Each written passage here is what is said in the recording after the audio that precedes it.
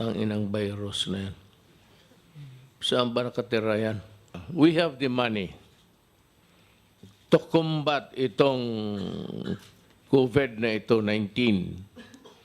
We have, I assure you, we have the money and we can defeat that. Hi, sir. Good evening. Sir, aside from the declaration of a public health emergency, do you have other specific directives to the IATF, particularly to the Department of Health, particular to the Department of Health on addressing the COVID-19, sir? Yung COVID-19 is here. It is a contagion. It has not reached the level of an epidemic in our assessment, and neither is it pandemic. But if you read and view TV, you would notice that the numbers of victims are galloping. In Italy, they say that they are taking in 1,000 a day. Ang sa Pilipinas, wala pa naman masyado. May bagong yung sa ano 24 plus the That's it. Plus 4 na yan, sir. 24 lahat as of last count. But the infection, the transmission is going on. Kasi may mga bago nadagdagan. 20 plus 4, it's 24. So that is how bad it is. Classes will be suspended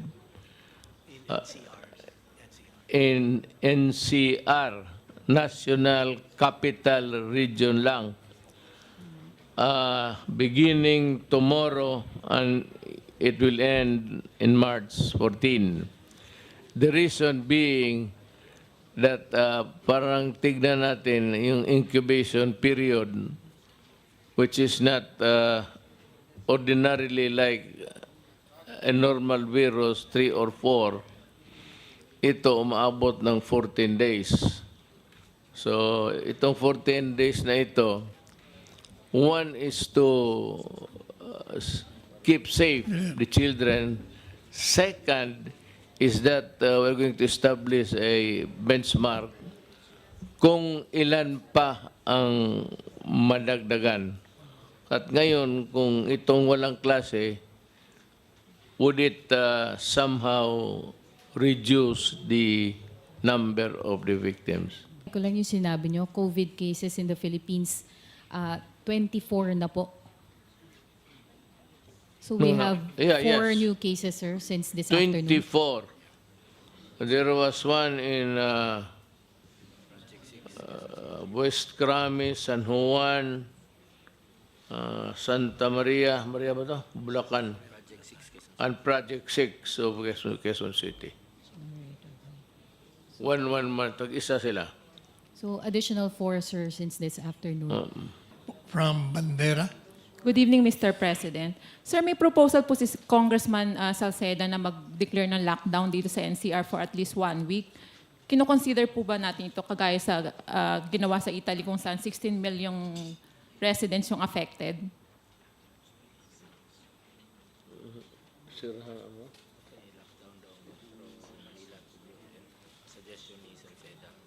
Lockdown, no one comes in or goes out. Yes, sir. We have not reached that kind of contamination. Iisa-isa lang. With this transmission, you want to close down the economy at this time. There will be a time, I suppose. I hope not. I hope God will have mercy on the Filipino people. There might be a time, pero at this time, you want me to. It's too early. Hindi ko sinasabi na Bakit hintayin mo ba magkasakit lahat? It's not that. But you have to balance. Eh, wala na magpasok ng bigas, wala na magpasok ng mga gasolina, i-lockdown mo. Patay ang... Maybe, kung yung lugar na pinuntahan ng mga Pilipino, magsabi ka ang namatay doon, mag-abot na ng 20,000, o sa isang lugar may 5,000. Sigurado, I will lock. Hindi lang lock in, i-lock ko talaga, kadena. Sir, good evening. Just a follow-up on Belia's question. Are you satisfied with the response of the DOH sa COVID-19 considering na every minute tumataas yung bilang ng mga kaso? You cannot prevent it. Yung contamination, if it is passed from one person to another, you cannot prevent it. At saka hindi mo mahabol. Because while he is still alive, if he's still around, hindi pa lumabas yung ano, he has gone to so many places, shook hands with everybody, ate with friends. Walang satisfaction yung ano. Trabaho lang tayo. And sir, Hindi natin malaman kung ilan ang mamatay. So, when does satisfaction come in? Ayun, kung ang mamatay 40 na lang, 50, or it wipes out the whole town. There is no way of... We have done everything in preparation. Nandiyan na lahat. Police of their health workers. Tayo naman dito, we formulate the rules, follow. Now, there are rules to follow here. The problem with, sabi ko, Filipinos, if you start to break the rules, then you have the problem compounded for everybody. May mga rules batas, hindi mo sundin.